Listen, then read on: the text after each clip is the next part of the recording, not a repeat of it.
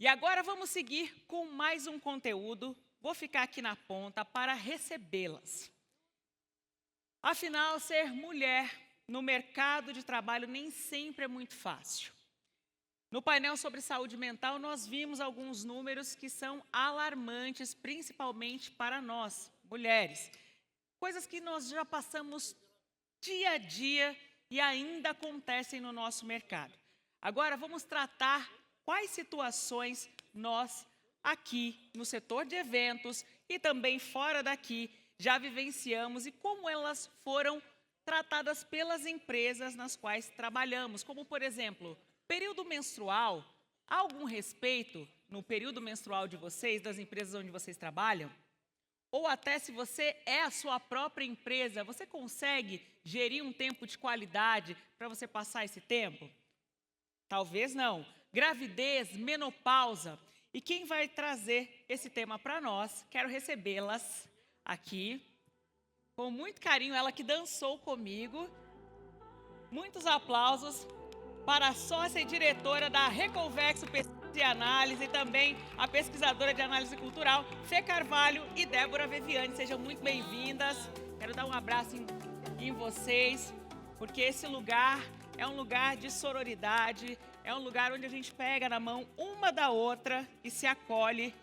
E que bom que as empresas estão agora olhando para essa questão. Então, sejam muito bem-vindas. O palco é de vocês. Obrigada, gente. Um prazer enorme, impossível, né? Antes de me apresentar rapidamente, dizer que é um prazer enorme estar aqui hoje para uma audiência, falando com uma audiência tão especial, agradecer principalmente aí o convite do seu Sérgio, a Lúcia também que intermediou tudo. E é muito inspirador e muito importante para a gente a contribuição que a gente vai tentar fazer hoje para um tema que por si só já é relevante, que é mulheres no mercado de trabalho, mas justamente para a gente estar contribuindo com esse olhar mais subjetivo e também extremamente relevante, que é o respeito necessário aos seus ciclos de vida, né? Ou os seus marcos femininos, que foi um termo que saiu muito na nossa pesquisa, que inclusive a gente vai falar dela ainda hoje. Mas, me apresentando rapidamente, meu nome é Débora Viviane. Eu sempre, quando eu vou me apresentar, eu brinco dizendo que eu tenho um pé no mercado e outro na academia, porque a minha trajetória de vida é muito dividida entre os dois mundos, né? Na academia, eu sou doutora em Comunicação e Cultura, sou mestre em Artes Visuais, as duas pós pela UFRJ, onde eu venho trabalhando vários temas focados em estudos de gênero. E, em paralelo, no mercado, eu já venho há mais de 11 anos fazendo pesquisa de comportamento, consumo, cultura, para empresas de diversos segmentos, como beleza, cuidado, inovação social. A Reconvexo, onde eu sou fundadora, sócia e diretora, é uma empresa também, uma casa de pesquisa de comportamento, cultura e consumo, com um olhar de brasilidade, né, onde a gente também vem fazendo diversos trabalhos também focados aí nesse tema, que conversa muito com uma perspectiva feminista e feminina, né? E, enfim, não vou tomar muito tempo, vou passar para a Fê se apresentar, sem mais delongas. Boa tarde, gente. É um prazer enorme estar aqui. Também queria agradecer o convite e dizer que estou muito feliz de ver homens na plateia. Essa fala que a gente vai conduzir hoje nasceu de um estudo autoral que nós executamos em 2022, chamado Novas Mulheres, um estudo sobre maturidade e menopausa. E esse estudo ressoa muito entre audiências majoritariamente femininas, né? Quase como uma partilha empática entre mulheres. Mas a gente entende que, para lançar a semente que a gente deseja, a gente precisa de um diálogo com todos. A gente vive numa sociedade, infelizmente, estruturalmente machista, onde muitas das posições de poder ainda são ocupadas por homens. Então, criar um ambiente de trabalho saudável para mulheres é uma responsabilidade de todos. Por isso, agradeço aos homens que estão aqui. Esses ciclos são nossos, mas essa pauta também é de vocês. E, seguindo, como eu falei, a gente realizou esse estudo em 2022, e a gente conversou com mulheres de todo o Brasil, entendendo maturidade e menopausa, mas a gente partia de um olhar mais amplo. Então, a nossa pergunta disparadora era: quais são os marcos biopsicossociais que são característicos de uma trajetória feminina. E por que eu falo biopsicossociais? Né? Porque são marcos biológicos que têm um reflexo psicológico e que afetam as relações sociais. Não só porque a mulher se coloca de uma forma diferente a partir deles, com suas dores e delícias, mas também porque a sociedade responde de alguma forma, né? A partir de estigmas, de construções culturais, de um imaginário coletivo compartilhado. Então, o que a gente ouviu?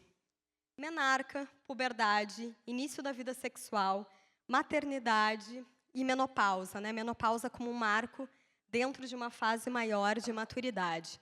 Esses são os marcos definidores da nossa vivência. E, embora o nosso estudo traga um olhar amplo, a gente se interessou muito pela subjetividade desses momentos, enfim, desses fenômenos, aqui a gente vai trazer para você sempre o recorte de mercado de trabalho. Né? A gente entendeu que o relevante para essa audiência é dizer como esses ciclos afetam na nossa trajetória profissional. Vamos começar, então, com menstruação. Em 2022, um estudo nos Estados Unidos fez essa correlação, né, do impacto dos ciclos menstruais na produtividade no trabalho. E eles chegaram a alguns dados, que 90% das mulheres responderam que a menstruação afeta seus níveis de energia e produtividade no trabalho. 86,9% alegam ter mudanças no humor. 77,2% dizem ter mudanças na concentração. 71,6% relatam falta de interesse no trabalho. E 75,6% das mulheres gostariam que as empresas criassem projetos e diálogo para tratar esse assunto com naturalidade. Gente, isso acontece todo mês na vida de uma mulher. Por que a gente não consegue falar com naturalidade dentro de um ambiente de trabalho? Né? Por que ainda existe esse descompasso entre o que acontece com a gente e a forma com que a gente lida com isso? Em relação a isso, surge essa pauta da licença menstrual. O que seria licença menstrual? Seriam períodos de 1 a 3 dias por mês para que as mulheres lidem com sintomas moderados ou agudos da menstruação. Então, pausas sem nenhum ônus financeiro para que elas consigam se afastar dos seus ambientes de trabalho. O primeiro país a legislar sobre isso, a pensar em licença menstrual como uma política pública, foi o Japão, em 47, mas muitas mulheres não acessam esse direito ainda hoje, justamente pelo medo de serem caracterizadas como fracas, como frágeis, como menos capazes diante de suas funções. A gente tem outros países também que vão nessa linha, mas aqui no Ocidente, o primeiro país que legislou foi a Espanha, em 2023. 2023 é ontem, historicamente, né? E no Brasil, a gente tem alguns projetos nesse sentido. Então, desde o ano passado, as servidoras públicas do Distrito Federal podem gozar desse direito de 3 dias fora do seu trabalho.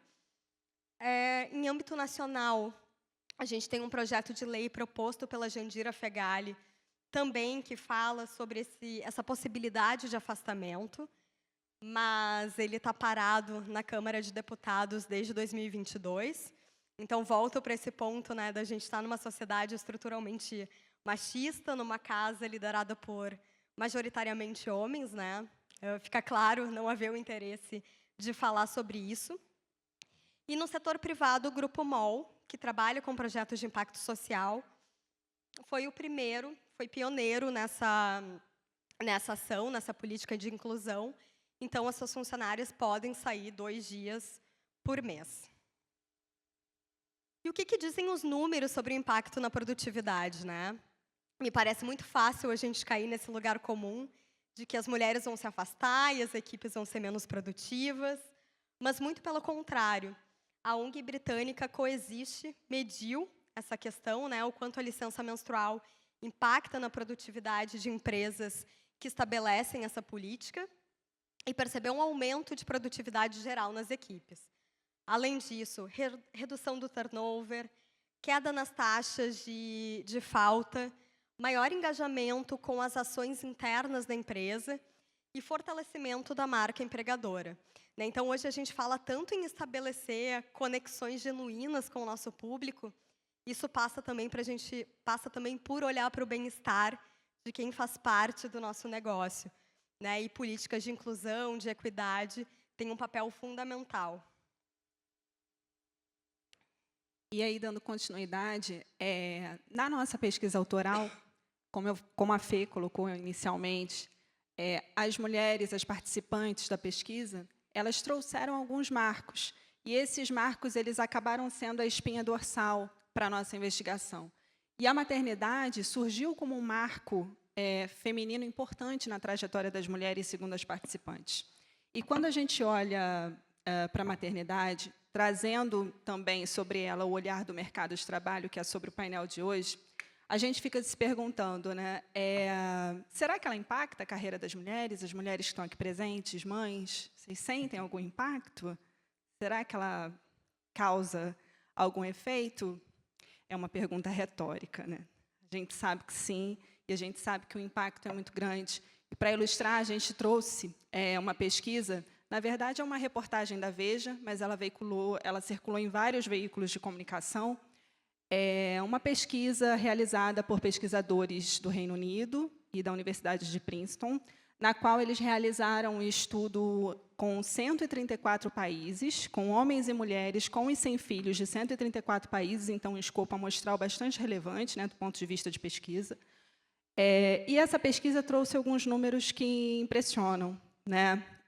Ela diz, como resultado, ela traz que a chegada do primeiro filho ela é um divisor de águas, principalmente na trajetória das mulheres, né? Os números falam por si. 24% das mulheres desse escopo amostral se afastam, né, das suas ocupações no ano inicial de vida do bebê. 15% permanecem afastadas depois de 10 anos do nascimento da criança. E quando a gente olha para o Brasil, os números impressionam ainda mais, porque, segundo o mesmo estudo, 42% das novas mães se afastam das atividades de trabalho no primeiro ano e 35% mantém essa condição também durante os 10 anos. Na mesma reportagem, tem algumas verbalizações, a gente usa muito esse termo em pesquisa qualitativa, né, que são citações, né, de escuta de entrevistadas e participantes, algumas verbalizações de entrevistadas que eu acho que facilmente poderiam se encaixar na experiência nossa aqui, né, de várias mulheres aqui presentes. A Carla, por exemplo, ela fala: na última entrevista de emprego que participei, me perguntaram na lata se eu tomava pílula anticoncepcional. A Lívia diz o seguinte: quando o homem se torna pai, passa a ser visto como um profissional dedicado que precisa cuidar da família. Com uma mulher, ocorre o oposto. Ela é percebida como alguém que tem de dividir o trabalho com os filhos. E aí a gente fica se perguntando, né? Diante desse cenário tão desafiador, tem possibilidades de caminhos para a gente enfrentar isso, para a gente tentar, de alguma maneira, mitigar isso? Tem. A gente trouxe aqui também para vocês, de uma forma muito sucinta, mas algumas iniciativas de acolhimento à parentalidade no mercado de trabalho, exemplos muito relevantes, inclusive no Brasil. E aqui a gente selecionou 3, né? 3 exemplos de organizações, de empresas, que trabalham em 3 diferentes frentes para promover justamente esse acolhimento, né, dentro da perspectiva do mercado. A maternidade nas empresas, por exemplo, inclusive uma cliente, uma parceira da Reconvexo, muito especial. A maternidade nas empresas, por exemplo, ela tem aí como proposta oferecer soluções para o acolhimento dessas figuras parentais no mercado de trabalho. A Rede Mulher Empreendedora é uma plataforma que incentiva e apoia o empreendedorismo no Brasil. A Bit2Mami é uma comunidade que promove conexão entre mães para o mercado de trabalho. Inclusive, ela se intitula a maior comunidade de mães do Brasil. E uma curiosidade, todos esses 3 exemplos, todas essas 3 propostas e iniciativas para, de alguma maneira, contribuir com esse desafio, são propostas de empresas regidas por mulheres, né? A Suzana e a Luciana na maternidade nas empresas, a Ana na Rede Mulheres Empreendedoras, a Dani na Bit2Mami. Só que, em paralelo, ainda trazendo ali a perspectiva dos marcos femininos que a gente falou inicialmente, e tendo a maternidade como foco, o que a gente percebe é que a gente vive um momento paradigmático na história. Ou seja, é um momento sem precedentes, porque, pela primeira vez, o número de grávidas, de mulheres que engravidam com 40 anos ou mais, ultrapassou o número de adolescentes grávidas, né? Dados do CDC, né, do Centro de Controle e Prevenção de Doenças dos Estados Unidos, mostram o seguinte: desde a década de 90, houve uma queda de 73% do número de adolescentes grávidas, enquanto que mulheres com mais de 40 anos, esse número disparou para quase 200%. E quando a gente traz um olhar sobre o Brasil, o IBGE também fornece alguns dados, alguns números que corroboram esse cenário apresentado na pesquisa anterior, né? Segundo, por exemplo, um estudo que foi divulgado em 2024, chamado Estatísticas de Gênero, o número de filhos por mulher no Brasil, embora tenha caído entre esse intervalo de 5 anos, de 2018 a 2023, ele cresceu justamente na faixa etária de 40 a mais. Nesse grupo, houve um aumento de quase 17%. Nesse estudo, o IBGE traz algumas motivações, né, algumas hipóteses para que isso tenha acontecido, como a escolarização e a maior participação feminina no mercado de trabalho. Também, para corroborar isso, o que ele sinaliza é que mais de 60% das pessoas que estão concluindo os cursos de graduação no Brasil são mulheres. E, apesar da presença masculina ainda ser muito maior no mercado de trabalho, a gente já está com quase 54% de presença e crescendo. E aí, a gente quer entrar também num outro marco feminino, trazido, inclusive, pelas nossas participantes, ainda pensando naquela espinha dorsal que está conduzindo a gente, né? A menopausa, ela surge também como um marco muito importante na trajetória das mulheres. E, mais do que nunca, é importante olhar para ela. Os números falam por si. Até 2025, ou seja, esse ano, o número de mulheres na pós-menopausa no planeta vai superar 1 bilhão de pessoas. E quando a gente traz um olhar sobre o Brasil, quase 75%, 74,5% de mulheres com 45 mais declaram estar na menopausa. Porém, o que a gente observou, inclusive no nosso estudo, né, é que existe uma confusão muito grande sobre os termos, então é importante conceituar, né? Algumas pessoas se referem à menopausa, outras se referem a climatério. Inclusive, no portal do Drauzio Varela, ele fala que é muito comum as pessoas confundirem esses termos. Mas, afinal de contas, o que é uma coisa e o que é outra, né? Menopausa, ela vai ser, basicamente, assim, de uma forma geral, aquele evento fisiológico entendido como a última menstruação, segundo a Sociedade Norte-Americana da Menopausa. E o climatério, ele vai ser aquela fase de transição do período reprodutivo, né? Vai ser um período do período reprodutivo para o período não reprodutivo. Resumidamente, a menopausa é a última menstruação e o climatério é um período de transição maior, né? Dentro dessa jornada da maturidade. Quando a gente olha dentro de uma perspectiva etimológica, a gente vê que o termo tem origem na língua grega, né? Climactérios, e vai denotar aí um período de vida considerado crítico. E, para pensar dentro dessa perspectiva de criticidade, né, a Winifred Gallagher, que é uma autora de um texto que circulou bastante na década de 90, chamado Mitos da Meia-Idade, ela diz o seguinte, que grande parte da mitologia sombria da menopausa não deriva da coisa em si, mas de aspectos simultâneos do processo de envelhecimento. E quando a gente joga essa lente sobre o tempo, né, sobre o envelhecimento, dentro da nossa pesquisa, a gente chegou a um dado muito interessante. A gente fez, na fase da Desk Research, a gente fez uma investigação em relação à expectativa de vida das mulheres ao longo das décadas. E o que a gente observou é que, comparando com a expectativa de vida de 2019, quando a gente pega a década de 50 e 2019, a jornada das mulheres aumentou em 30 anos. Ou seja, na década de 50, a expectativa de vida das mulheres era até os 50 anos de idade, praticamente. E, em 2019, ela era de 80 anos de idade.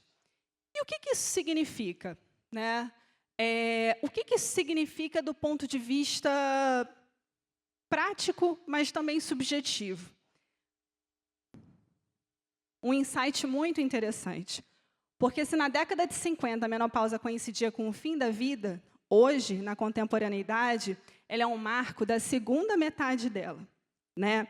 Ou seja, na década de 50, quando a mulher ela estava entrando na menopausa, ela não estava só coincidindo com o fim da sua vida reprodutiva, era o fim da vida, literalmente, né? E aí, essa hipótese e esse insight corroboram a ideia de que talvez seja por isso que existe uma invisibilidade social tão grande, talvez por isso tenha se falado tão pouco, porque as mulheres literalmente não viviam para contar.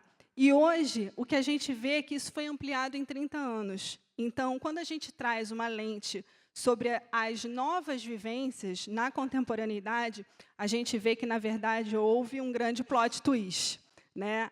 A menopausa, que antes significava o fim da época reprodutiva e da vida, hoje ela marca exatamente o segundo momento da vida da mulher.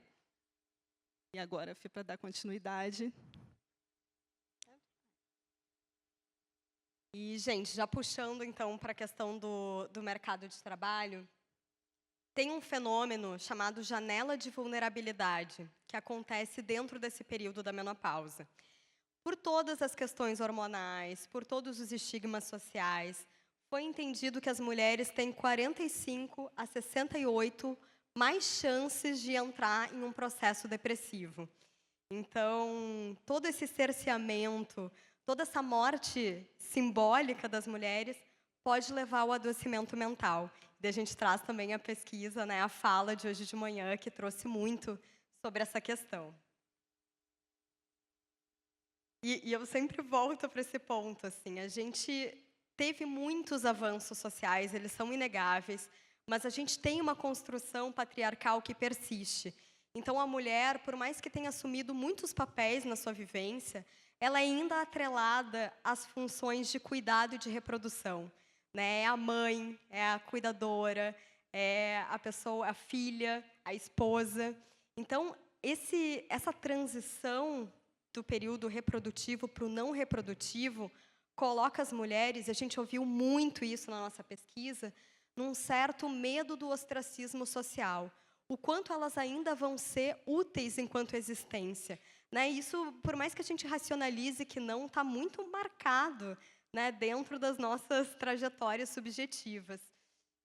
E a gente viu muitas se redescobrindo, né? Então, fazendo uma pós-graduação, começando a empreender, fazendo uma segunda graduação. E existe um lado romântico de pensar nessa inauguração de uma segunda fase, né, de se reconectar, se redescobrir no próprio corpo. Mas existe um lado também muito duro de provar que ainda é possível render, ainda é possível ser produtiva e contribuir criativamente, né? Não que seja uma coisa ou outra, né? Nem preto nem branco, a gente tem um gradiente de cinzas entre isso, mas são duas realidades que é importante considerar. E a menopausa, né, o climatério, que nem a Débora explicou, acontece normalmente entre os 45 e 55 anos.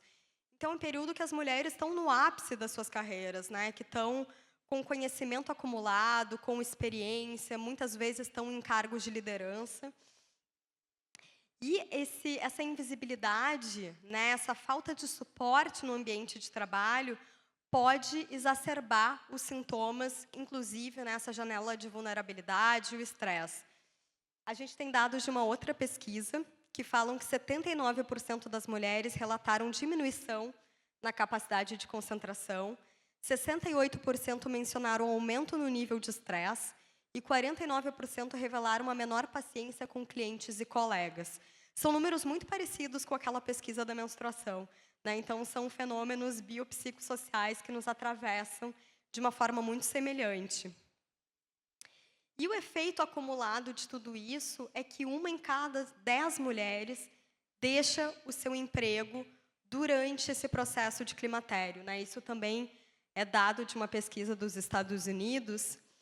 E se a gente não for pensar de um ponto de vista humano, de acolhimento, né, de incluir essas mulheres e criar ambientes saudáveis, que a gente pense pelo lado da lucratividade, né, que quando essas mulheres saem das empresas, muitas vezes elas levam muito conhecimento, muita bagagem, e tem, sim, um impacto real nos negócios.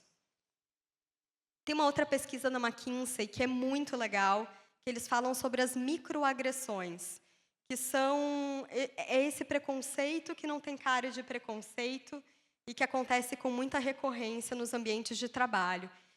Que é a piada, é o deboche, é um comentário depreciativo. São uma série de posturas por parte de colegas e gestores que banalizam e menosprezam a vivência do climatério e da menopausa e afastam ainda mais as mulheres das suas posições, né, e da sua vontade de permanecer trabalhando. Aqui no Brasil, a gente tem números bem expressivos. Essa é uma pesquisa super recente. Ela é de março desse ano. E foram entrevistados homens e mulheres do mercado corporativo. 80% dos entrevistados acreditam que as brasileiras na menopausa não recebem apoio no ambiente de trabalho. 49% concordam que elas enfrentam barreiras à progressão da carreira e só 29% acreditam que elas têm abertura para falar sobre isso com os seus superiores. E o que as empresas podem fazer, afinal, para criar esses ambientes saudáveis que a gente está falando, né? Primeiro, educação e sensibilização, né? Tornar essa pauta natural, chamar para conversa. Flexibilidade no trabalho, né? Exemplo das licenças menstruais, também criar possibilidades de trabalho remoto, de licenças remuneradas.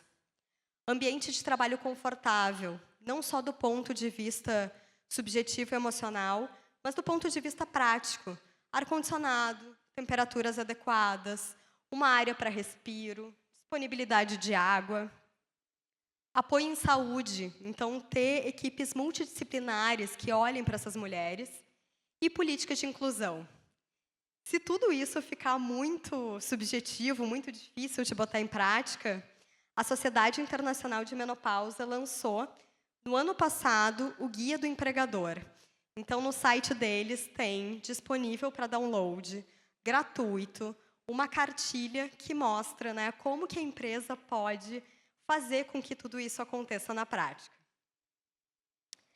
Outros exemplos de coisas que vêm acontecendo, né? A gente tem uma gigante química chamada Quaker Houghton, que desenhou uma campanha de conscientização, mudou o tecido do uniforme das mulheres nas fábricas para que elas transpirassem menos, adicionou dispensers de água e criou políticas que permitem que as funcionárias tenham flexibilidade no trabalho. Assim como o Banco da Irlanda e a britânica ASUS também criaram essas possibilidades de licença e de home office. Eu acho que eu já estourei meu tempo aqui.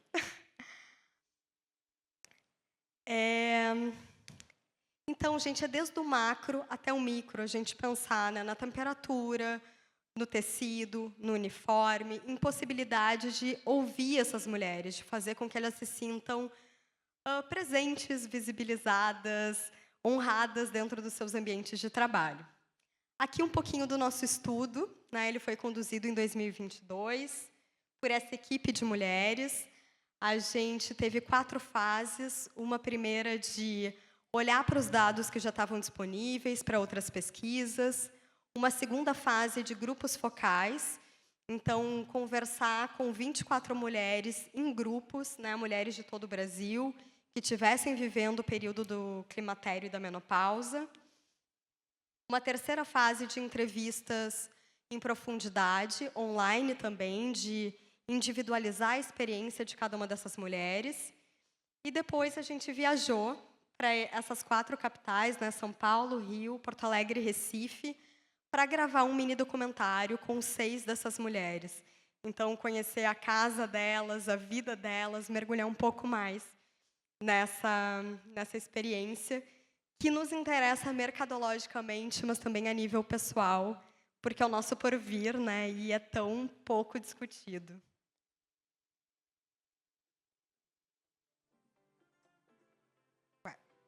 Bom, aqui, gente, o estudo está todo disponível online. A gente tinha preparado um QR Code, depois a gente pode botar aqui. É um estudo super amplo, são muitos dados, muitos slides, e nos interessa que vocês baixem gratuitamente.